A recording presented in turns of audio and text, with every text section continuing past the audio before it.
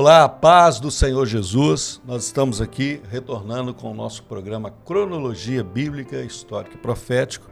E comigo aqui no estúdio está o pastor Roberto Pedra. A paz do seu pastor, seja bem-vindo. A paz do seu pastor Alex, a paz do Senhor a todos os irmãos. Pastor Roberto, nós estamos nos deleitando aqui com a parte cronológica e profética do Novo Testamento.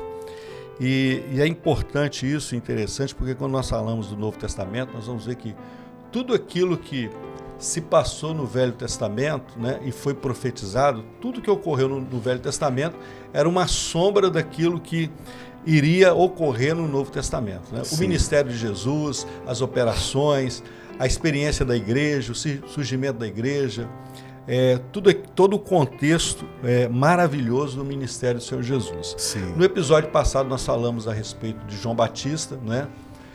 João Batista foi primo de Jesus, mas foi um profeta levantado por Deus, né? Para anunciar o ministério de Jesus, a vinda do Senhor, a primeira vinda de Jesus. E hoje nós vamos falar de uma maneira central e dar ênfase sobre o batismo de Jesus. Sim. Não o batismo em nome de Jesus, mas o momento em que Jesus ele vai até João e ele é batizado nas águas, né? Sim. E é um momento muito profundo, porque quando Jesus ele vem ali, João confirma, né? É o Cordeiro de Deus, é o Salvador. E nós vamos iniciar esse episódio. Eu gostaria até que colocasse um texto que eu acho que é muito profundo, porque trata muito bem esse momento.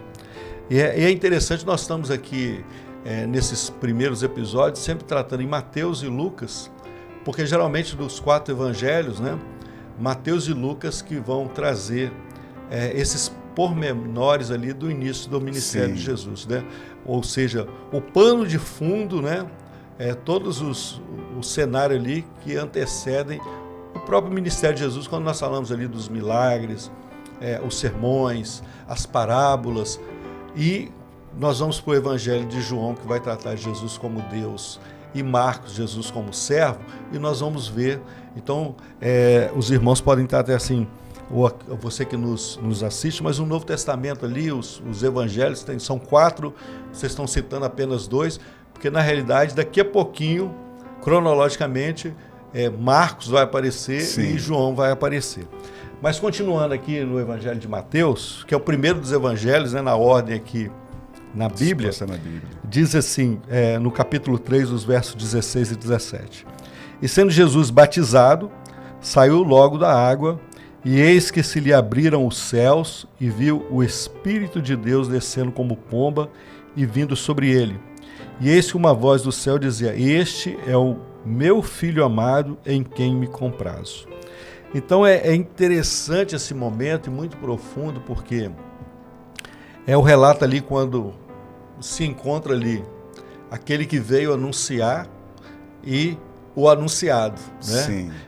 João Batista se encontra com Jesus. A Bíblia não relata, eles eram parentes, se eles se encontraram antes disso, né? Possivelmente se encontraram como jovens, eles viviam muito perto um do outro, mas aquele momento ali foi um momento profundo, né, pastor Roberto? Porque o sinal que o Cristo seria aquele que sobre ele visse descer o Espírito Santo em uma forma corpórea de uma pomba. E foi sobre Jesus que ele viu. Então, quer dizer, o Senhor revelou a João Batista naquele momento que ele era o Cristo, né? Naquele momento, no momento do batismo. No episódio anterior, pastor Alex, nós até falamos sobre o batismo de João, que tinha como mensagem, ponto central, o arrependimento. Agora, quando Jesus vai ser batizado, Jesus é Deus. Jesus não tinha pecado. Para dizer assim, mas Jesus precisava batizar para se arrepender de quê? Quando Jesus não tinha pecado. Exatamente. Né? Interessante porque João Batista, ele, sabendo disso, ele reluta em batizar a Jesus, dizendo: Senhor, eu preciso ser batizado por ti. E a resposta de Jesus foi essa, dizendo: olha, é necessário que se cumpra toda a justiça. Então, ali naquele momento, no batismo, Jesus estava cumprindo a justiça de Deus, mostrando assim que ele, como homem, ele passa por todas as nossas necessidades, e mais além, mostrando o ensino também que ele traz. Exatamente. Nós vamos ver isso porque todos os atos de Jesus, o Senhor tem essa preocupação de ensinar a igreja aquilo que ela deveria fazer. Justamente. O Senhor ensina sobre a ceia, o Senhor ensina sobre o batismo, o Senhor vai ensinar sobre os dons espirituais, sim, sobre a leitura da palavra, sobre a oração, justamente, sobre recorrer ao Pai, sobre o jejum. Então, em tudo o Senhor ele faz questão de ensinar a igreja. Né?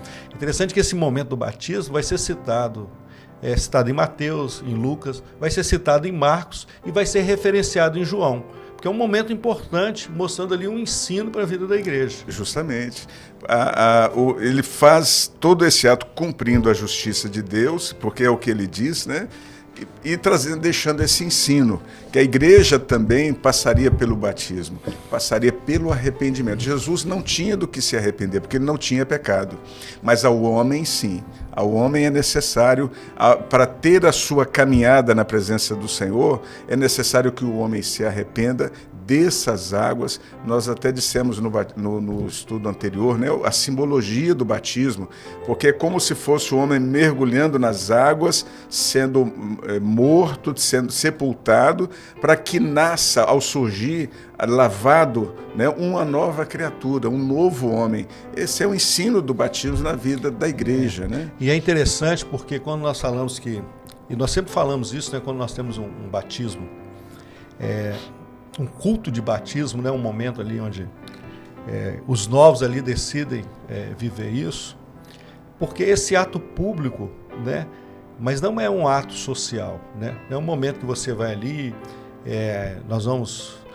eu vou descer as águas porque eu preciso, não, é uma experiência mesmo. Sim. E nós vemos aqui nesse momento aqui, a presença da Trindade. Sim. Naquele momento, porque o Filho estava presente, Jesus estava presente ali, né? Estava ali. Isso. Nós vemos que o texto diz que os céus se abrem e o Espírito Santo desce em forma corpórea de pomba e pousa sobre Jesus. Então nós vemos que no batismo há a presença do Espírito Santo. E o céu se abre e se ouve uma voz, né? A voz de quem? A voz do Pai. Este é o meu Filho amado em quem eu me comprazo. Né? A ele ouvir, né? Então nós vemos que o homem, quando ele decide, é o que você disse aqui, que é algo muito profundo, né? O batismo é um anúncio público, né, do homem, quando ele diz assim: olha, hoje eu estou mostrando para o mundo, para a minha família, para a igreja, que eu estou morrendo para esta vida e eu estou nascendo para Jesus. E esse momento, essa escolha, ela é tão profunda que nós vamos ver ali a presença da Trindade. Sim. O Filho, o Salvador, vai estar presente. A doutrina do Pai, né? O ouvir a voz do Pai, é viver a doutrina, é entender o projeto e a operação do Espírito Santo. Porque a partir desse momento, nós não vamos estar sozinhos. Sim. Né? Mas dirigidos pelo Espírito Santo. Isso. E é um ato consciente, né? Não é um ato de emocional, sobre pressão, mas é uma experiência consciente, uma experiência pessoal, onde a pessoa ela está, como você disse, dizendo através daquele ato: eu sou uma nova criatura. O velho homem morreu. Agora eu tenho uma nova vida. E é nesse ato, porque a Bíblia diz aquele que crer. Então, o primeiro momento é o homem crer em Jesus. O segundo momento, crer e for batizado. O batismo é uma necessidade daquele que crê em Jesus. Então, é o crer, aceitou o Senhor, desce as águas. Nesse momento, agora ele pode dar início à sua instrumentalidade. Exatamente. A instrumentalidade, Deus nos chama para a sua presença, para sermos um instrumento nas mãos dele. Né? Ninguém é chamado apenas para ir para a igreja, sentar no banco. É chamado para realizar a obra, para ser um instrumento. Assim como, por exemplo, Jesus, ao iniciar ali ao batismo, ele já saiu para a tentação e ao ministério. O servo também, ao descer as águas, ele vai agora para exercer na sua igreja, na presença do Senhor, a sua instrumentalidade. E é um testemunho, né? Nós temos muitas experiências, até mesmo, né? Nós estamos aqui na região de Governador Valadares, no Manaim, de irmãos que, no momento ali do seu batismo, familiares se convertem, né? Nós temos um exemplo, não muito recente, mas de uma das nossas irmãs que ela se converteu ao Senhor, resolveu descer as águas, né? Buscou a Deus, o Senhor permitiu que ela descesse as águas, e o esposo foi para observar de longe, né? O que está acontecendo? Sem pisar na igreja, sem nada. E ele ficou de longe ali, durante aquele culto ali, daquele momento ali do batismo. E o que ele relata hoje, ele testemunha, é que de longe ele começou a chorar. E ele foi visitado pelo Senhor e naquele momento ele se converteu. Glória a Deus. E hoje ele é um dos pastores da igreja. Glória então a Deus. nós vemos isso. Então o batismo ele traz tudo isso, né? Essa preciosidade, esse tesouro deixado pelo Senhor Jesus na vida da igreja, né? Maravilha. Mas, pastor Roberto, dando prosseguimento, há uma parte cronológica também que é importante nós falarmos, né? Isso.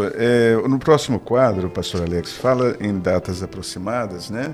Aqui uma referência cronológica, né? João Batista surge pregando em outubro do ano 2020, do ano 25 depois de Cristo.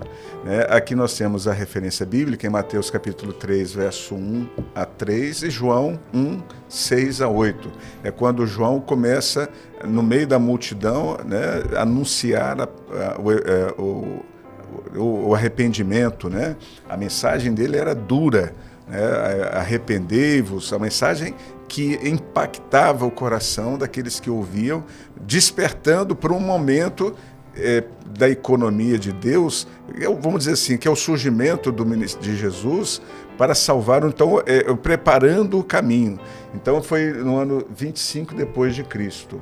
Entre o dia 1º e o dia 10, né, 1 e 10, de outubro de outubro do 25, o batismo de Jesus é o que é o tema do nosso episódio de hoje. É importante até destacar novamente, mas essa data certa, né? Como é que vocês sabem que foi 1º de outubro? Isso aqui é uma projeção. Os estudiosos, né, da cronologia bíblica se faz uma projeção. Sim. É uma mensuração aproximada. Sempre a gente vai usar essa palavra aqui, aproximadamente, porque se mensura o momento histórico, quem reinava naquela época. Era a época de Tibério César, Pôncio Pilatos era o governador romano que estava ali na Judéia, havia Herodes, o tetrarca, você tinha como sumos sacerdotes Anás e Caifás. Então você tem todo um contexto histórico, há relatos históricos, né? Nós temos historiadores famosos daquela época, Flávio Joséfo. Então nós temos muitos manuscritos que trazem esse momento. Justamente. Então se faz essa mensuração, era um momento ali, o batismo de Jesus é o início do seu ministério, então era por volta de, ele tinha 30 anos, era um momento, geralmente, que o sacerdote começava o seu ofício, os reis começavam a reinar, etc. Então, você tem esse momento. Então, por isso, nós temos essas datas aproximadas, né? Sim. 1º de outubro, 10 de novembro, né? Isso, 10 de novembro de 25, é quando Jesus, agora, após o batismo, a Bíblia diz que ele é levado pelo Espírito ao deserto para ser tentado. Exatamente. A citação bíblica em Mateus 4, verso 1 a 11, Marcos 1, verso 12 e Lucas capítulo 4, verso 1 a 13. Os irmãos, vocês vão ler os versículos, ou você que está nos assistindo, você não vai ver essa data lá. Justamente. Né? Não há datas na Bíblia. Né? No dia 10 de novembro, Jesus foi tentado no deserto. Mas são aproximações. Então, se você pega textos, né, cronológicos, você vai ter essas citações. Há alguns estudiosos que vão dizer que é 10 de novembro aproximadamente, outros vão falar um pouquinho antes, em outubro, outros um pouquinho em dezembro, mas geralmente são nesses momentos São aqui. datas aproximadas. São datas aproximadas e é por isso que nós tratamos aqui. Mas o que importa para nós, como nós sempre dissemos aqui, a parte cronológica, mas é a parte profética, né? E nós temos até no último episódio que tudo que ocorreu na vida de Jesus, Jesus tinha essa preocupação de trazer um ensino para a igreja. Porque nós vamos assim, nós vamos ver aqui agora, né, um próximo momento, a tentação do deserto. Jesus era Deus, é Deus. Então ele sabia que ele seria tentado no deserto, ele sabia que ele ia ser batizado por João, mas por que ele faz questão de passar essas experiências? Como um ensino para a vida da igreja, né? Algo profético para a vida da igreja. Mas dando prosseguimento, pastor Alberto, após o batismo de Jesus, aquele momento ali, os céus se abrem, o Espírito Santo desce como em forma corpórea de pomba e se ouve a voz. O texto diz assim, e se ouviu uma voz. Então, o que dá a entender que todos que estavam naquele momento ouviram a voz de Deus dizendo, olha, esse é o meu filho amado, a quem me compraste, né? Esse é o meu filho amado em quem eu tenho prazer. O próprio Deus mostrando que Jesus era filho de Deus, né? Sim. E logo após isso, o texto em Marcos, agora nós vamos entrar em Marcos, né? Marcos começa a aparecer, o Evangelho de Marcos, no capítulo 1, verso 12 e 13, Marcos diz assim, e logo o Espírito o impeliu para o deserto, e ali esteve no deserto 40 dias, tentado por Satanás, e vivia entre as feras e os anjos o serviam. É interessante isso aqui porque está mostrando aqui que após o batismo, Jesus é levado pelo Espírito ao deserto. Né? Então mostrando aqui que há todo esse momento especial para a vida do servo de Deus, de descer as águas, mas nós vamos viver as provações desta vida, né? Justamente. O deserto fala das provações, né? Israel caminhou 40 anos no deserto, né? Então nós vamos ver sempre esse número aparecendo na Bíblia, tanto no Velho Testamento como no Novo Testamento, e é interessante isso porque aponta para um tempo de provação. Né? Os 40 dias e 40 noites. O homem será provado. Jesus ele foi provado 40 dias e 40 noites. E é interessante que ele vivia entre as feras e os anjos, né? Justamente. É a posição do homem que tem vivemos num mundo difícil, mas temos a assistência do Senhor, né? Quando Jesus ali ele é batizado e é glorificado, vamos dizer, glorificado, que é honrado pelo Pai ali, dizendo esse é meu filho amado, Jesus não foi para um palácio, Jesus não foi para o templo, ele foi levado para o deserto. Ele não caminhou aleatoriamente, ele foi levado pelo Espírito, né? E ali no deserto ele é tentado após os 40 dias, né? Porque havia aquele momento em que a carne estava mais vulnerável, né? Mas mesmo nessa situação Jesus venceu, né? Não se deixou ser levado pela tentação, porque a tentação foram ofertas que foram trazidas a ele. Exatamente. Cada uma das ofertas tinha como objetivo que ele negasse o seu chamado, negasse o propósito de ter vindo à terra, né, ao mundo, e toda tentação, toda provação também tem esse mesmo cunho, fazer com que o homem negue a sua fé, negue a sua experiência, negue a dependência de Deus, né? Então, a cada oferta que era trazida a Jesus, tinha esse objetivo, né? Era negar, adorar ao adversário, a negar a riqueza. Então, tudo isso tinha esse objetivo. É importante isso porque o próprio Senhor Jesus, ele na proximidade da sua morte, né? E ele se vira ali aos seus discípulos e diz, no mundo tereis aflições, mas tem de bom ânimo, porque como eu venci, vós também vencereis, né? Sim. Resumidamente, o Senhor Jesus ele diz isso.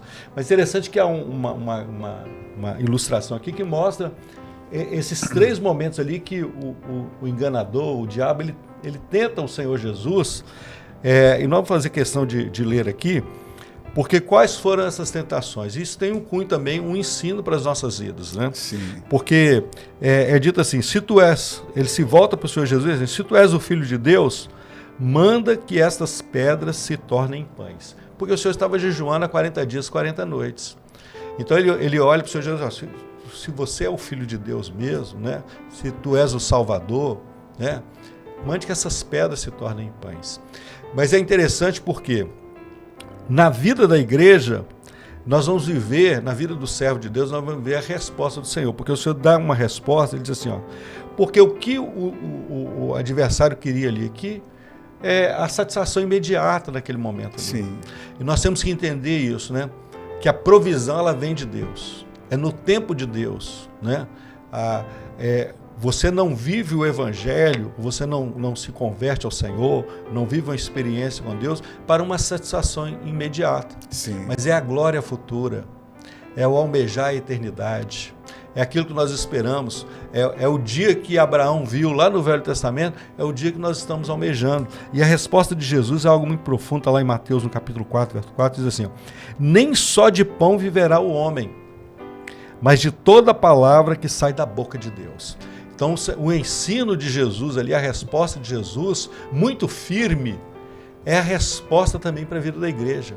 Sim. Nós não vamos viver só de pão, mas nós nos alimentamos hoje da palavra de Deus, né? Como nós aprendemos no seminário, né? Não é o pão da padaria, mas nós alimentamos do pão da vida, que é o próprio Senhor Jesus, né? Justamente. Não é o evangelho para essa vida, né? Não é o evangelho material, né? É o evangelho eterno. O que alimenta algo que o homem precisa é aquilo que sai da boca de Deus, né?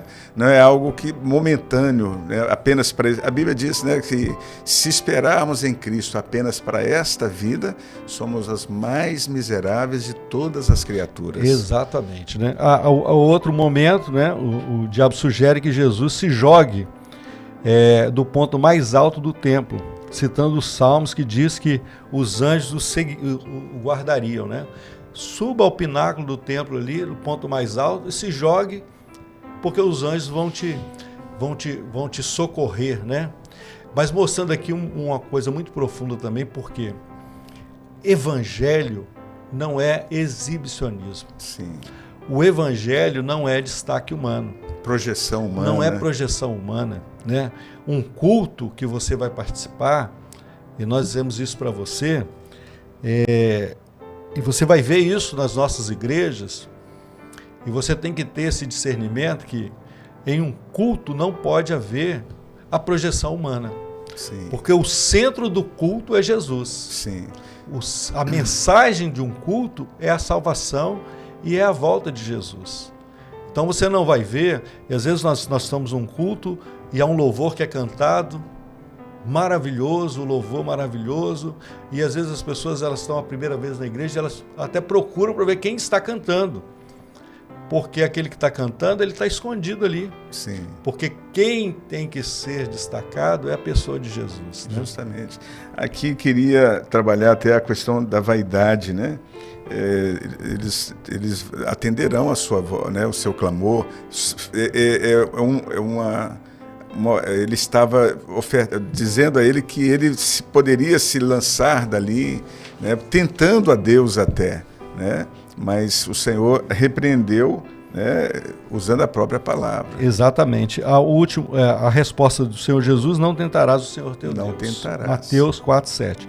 A última, né, a tentação do poder, os reinos do mundo, porque o diabo diz assim, olha, o diabo mostra todos os reinos, a glória do mundo, oferecendo em troca de adoração, né? Se prostrares me adorares, te darei tudo, né? Então mostrando ali o caminho mais fácil, né, para o domínio, evitando a cruz, e entender isso. A mensagem da cruz não é a mensagem para os bens materiais desta vida, né? Não é isso. Não é um evangelho social, materialista, mas a mensagem de Jesus é uma mensagem de salvação. Sim. E a resposta, Senhor, é algo muito profundo, porque o Senhor diz assim, ó, ao Senhor teu Deus adorarás e só a Ele servirá. Então, essas respostas do Senhor são um ensino também para a vida da igreja. Então Jesus ali, ele vence aquele momento no deserto. A Bíblia diz que o diabo se retira e ele tem fome, né? Como você disse, Jesus como homem, ele estava fragilizado ali, mas como Deus, como Senhor, ele estava cheio do Espírito Santo, a autoridade do Senhor. E a Bíblia diz que ele tem fome, e os anjos vêm e o servem, né?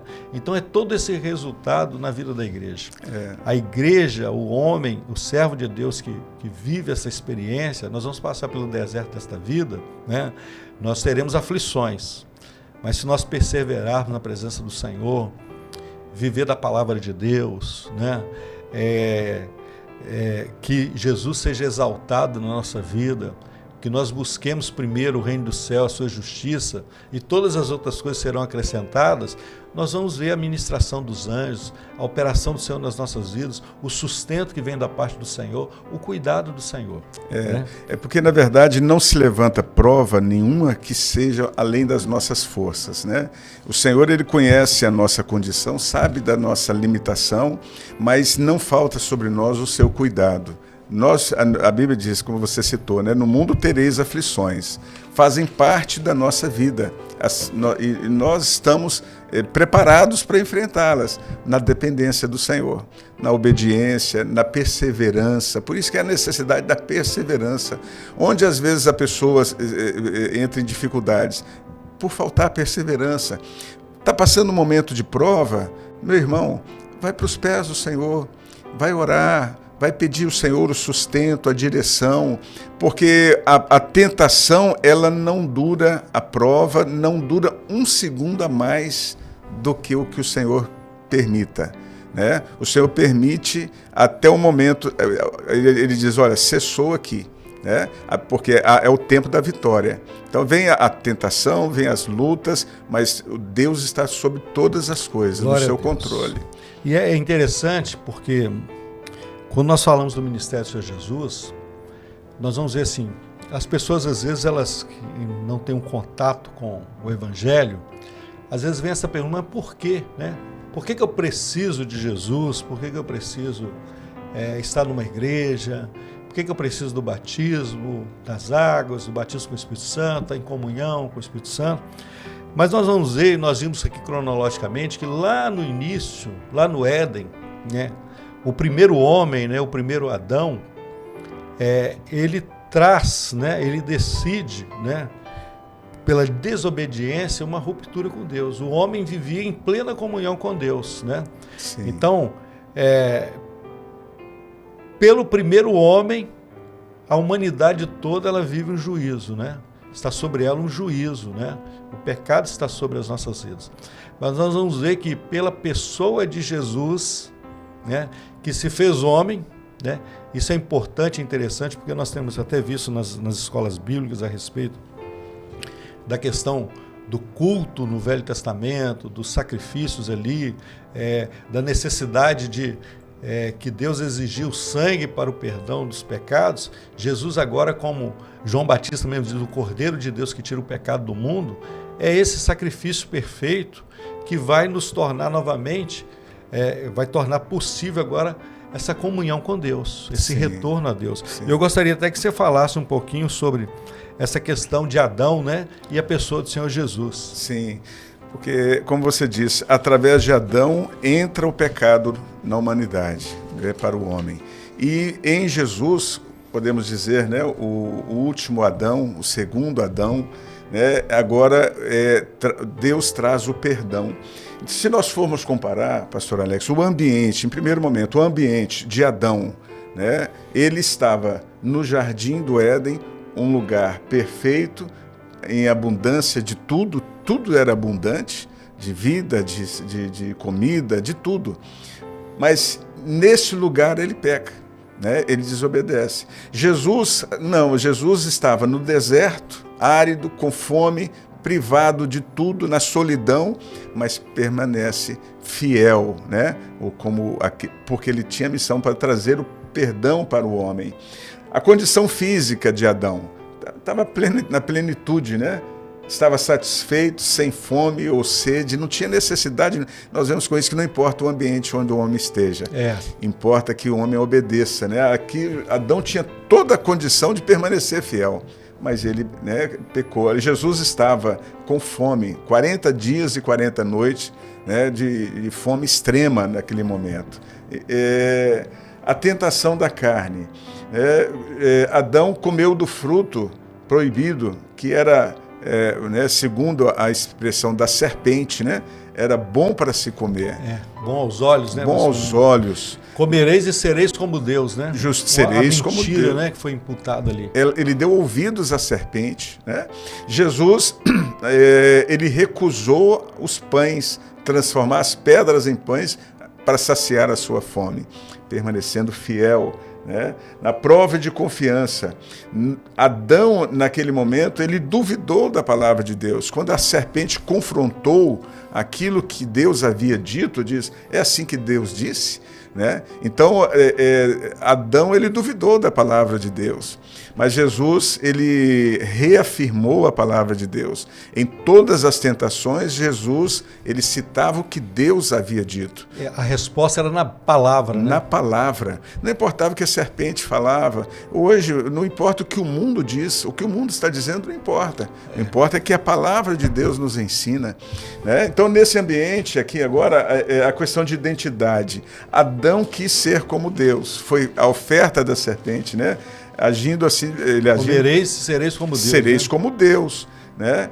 Mas Jesus, não. Jesus, sendo Deus, humilhou-se, agiu, né, como dependente, inteiramente dependente do Pai. E por último aqui o resultado. Adão, nesse ambiente perfeito, ele trouxe o pecado pela sua desobediência, trouxe a morte para a humanidade, né? Agora Jesus, né, na sua vitória, na sua obediência, ele trouxe a justiça, a vida eterna para toda a humanidade.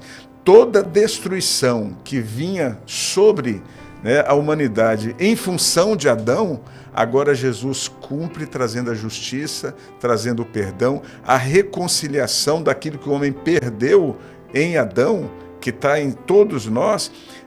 Em Jesus nós temos a nossa reconciliação com Deus. Glória a Deus, né? É importante, pastor Roberto, que esses dois momentos aqui nós vemos que a serpente tenta Adão e ali ele é corrompido, né? Há um juízo da parte de Deus sobre a vida de Eva, sobre a vida de Adão, e há uma profecia que o filho, a semente da mulher pisaria a cabeça da serpente.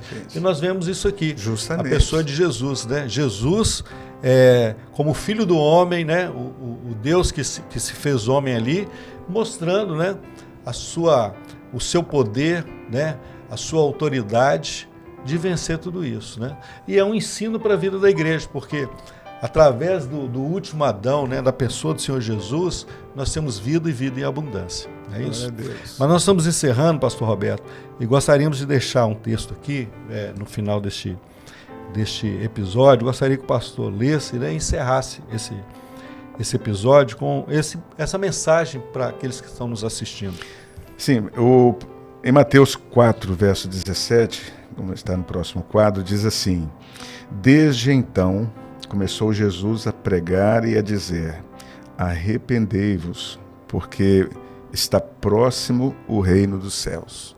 Então, a mensagem de Jesus Jesus venceu a tentação, Jesus venceu tudo, porque ele tinha agora aqui as boas novas a trazer ao homem.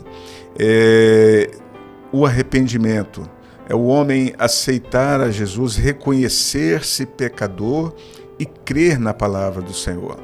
O homem, para Jesus, veio reconciliar o homem com Deus, mas é necessário que o homem aceite esse sacrifício, aceite a sua palavra. E a mensagem de Jesus é a mensagem que a igreja prega hoje. A igreja tem uma mensagem porque ela replica aquilo que Jesus falou, né? É a mensagem de salvação, a mensagem de uma nova vida que Jesus tem para o homem.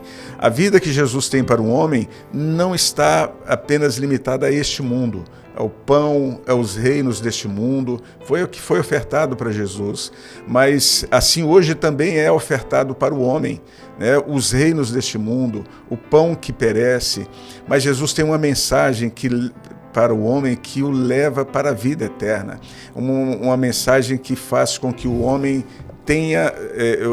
seja liberto de toda a escravidão deste mundo, do pecado, do juízo que nós trazemos sobre nós, como herança deixada por Adão, mas a Bíblia diz para todos aqueles que crerem, né, em Jesus, na sua palavra, agora terem o direito da vida eterna. Glória a Deus, né? Interessante que a mensagem não mudou, né? O evangelho não mudou. Sim. João Batista, ele é levantado e ele traz essa mensagem, né, do arrependimento, porque o reino dos céus estava próximo. Jesus agora, no seu ministério, ele vai trazer essa mensagem. A igreja, ela vive isso, repetindo aquilo que o Espírito Santo tem ditado, né? Esse momento. Sim. E nós estamos encerrando aqui dizendo para você que você pode viver essa mesma experiência, né? Quando nós falamos do deserto, né? Todos nós passamos pelo deserto. Talvez você está passando por um deserto nesse momento, você está assistindo a este episódio, mas é a mesma palavra, aquilo que nós dissemos aqui nesse episódio, né? A palavra de Jesus foi essa para a sua igreja, né? No mundo tereis aflições, mas tem de bom ânimo, né? Sim. Então esta é a palavra do Senhor para a sua vida nesse episódio. Tenha bom ânimo, porque Jesus é aquele que vence as nossas batalhas. Nós queremos encerrar, dizer a todos a paz do Senhor Jesus, a paz do seu pastor Roberto. A paz do seu pastor Alex, a paz do Senhor a todos.